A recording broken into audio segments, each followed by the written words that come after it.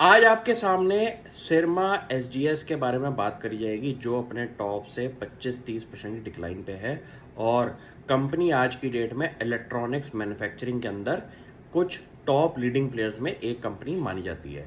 इस कंपनी की खासियत क्या है कि जितनी भी इलेक्ट्रॉनिक्स मैन्युफैक्चरिंग कंपनीज हैं, उनमें से कंपनी ने अपना जो मेजर फोकस पकड़ा है वो पकड़ा है मेडिकल डिवाइस इक्विपमेंट मैन्युफैक्चरिंग के अंदर, जहां पे उन्होंने क्लियरली बोल दिया है कि अपना एक एक्विजिशन भी मारा है, जहां पे उन्होंने हेल्थ केयर मैन्युफैक्चरिंग फर्म को एक्वायर किया है। और क्लियरली बोल दिया है कि हमारा niche focus area health care domain रहने वाला है। आज इंडिया जितनी तेजी से ग्रो हो रहा है, लेकिन सबसे बड़ी प्रॉब्लम है कि डोमेस्टिक इकोनॉमी के अंदर मैन्युफैक्चरिंग बेस ना होने की वजह से क्रिटिकल इक्विपमेंट्स हेल्थ केयर के जो जो यूज होती हैं वो इंडिया को इंपोर्ट करने पड़ती हैं।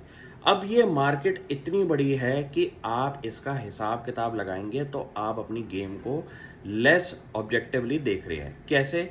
इंडिया की मार्केट के अंदर इतना बड़ा डोमेस्टिक कंजम्पशन प्लस एक्सप्लोर कर सकते हैं फ्यूचर की मार्केट एक्सपोर्ट वाली, जो कि चाइना से कुछ परसेंटेज इंडिया में अगर आ जाए तो ये एक इतना बड़ा डोमेन है जहां पे मुट्ठी भर कंपनीज है लिस्टेड स्पेस के अंदर, जो कि मैन्युफैक्चरिंग स्पेस के अंदर इलेक्ट्रॉनिक्स मैन्युफैक्चरिंग कर रही हैं। अब सिरमा एसजीएस एक ऐसी कंपनी है जिसने क्लियरली बोला है कि हेल्थ केयर हमारा फोकस है, जहां पे हेल्थ केयर इक्विपमेंट वो बनाएंगे।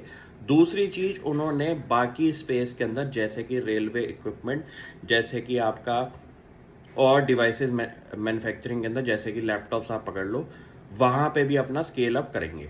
ये स्टॉक आप परसेंटेज जो कि नेट प्रॉफिट परसेंटेज पे अगर देखेंगे तो कभी आपको समझ नहीं आने वाला।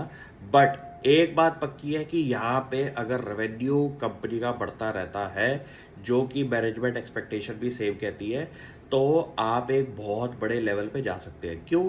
क्योंकि ये होते हैं थर्ड पार्टी मैन्युफैक्चरिंग फर्म्स, जो कि अपना ब्रांड नहीं बनाते बट किसी और ब्रांड के लिए काम करते हैं और उनके लिए मैन्युफैक्चरिंग कैपेसिटीज क्रिएट करते हैं इंडिया के अंदर। अब यहाँ पे परसेंटेज की गेम का मतलब ये है कि अगर आपका नेट प्रॉफिट मार्जिन 1-2%, 3% पे चल रहा है और आपका रेवेन्यू साइज बहुत बड़ा हो जाए अगले 5 साल 10 साल के टाइम पीरियड में, तो यहाँ पे net profit as a absolute number बहुत बड़ा हो सकता है। इनका गेम ही यही है कि जैसे जैसे कॉन्ट्रैक्ट जीतते रहो, रेवेन्यू साइज को बढ़ाने की कोशिश करो। क्यों? क्योंकि एब्सोल्यूट नंबर भी इतना बड़ा हो जाएगा कि यहाँ पे कंपनी की वैल्यूएशन भी इंटैक्ट रहेगी।